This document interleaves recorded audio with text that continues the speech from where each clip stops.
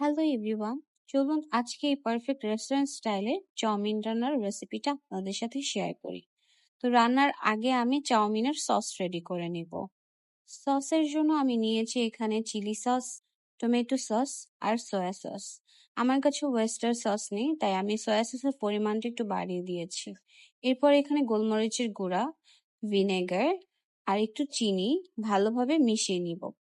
তারপর এর মধ্যে আমি দিব একটু চিলি ফ্লেক্স আর কর্নফ্লাওয়ার। এটাকে ভালোভাবে মিক্স করে নিয়ে এর মধ্যে আমি একটু সামান্য পানি দিয়ে দিব, যাতে কোনো দানা দানা এর মধ্যে না থাকে। তারপর এটাকে ভালো করে মিক্স করে আমি আবার একটু টমেটো সস দিয়ে নিচ্ছি, কারণ আমার সসটা একটু কম হয়েছে।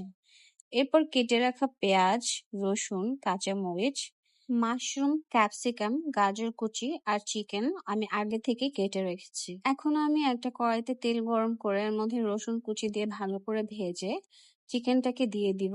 তারপর সামান্য লবণ দিয়ে আমি ভালো করে চিকেনটাকে ভাজবো। ভাজা হয়ে আসলে আমি এর মধ্যে একটা ডিম দিয়ে দিব। আপনারা চাইলে আরো ডিম এখানে অ্যাড করতে পারেন। তারপর ডিমটাকে ভালো করে ভেজে আমি চিকেনের সাথে মিশিয়ে দিব। মেশানো হয়ে গেলে আমি দিয়ে দেব পেঁয়াজ কুচি আর কাঁচামরিচ কুচি। এটাকে নেড়ে চেড়ে দিয়ে দিব গাজর কুচি।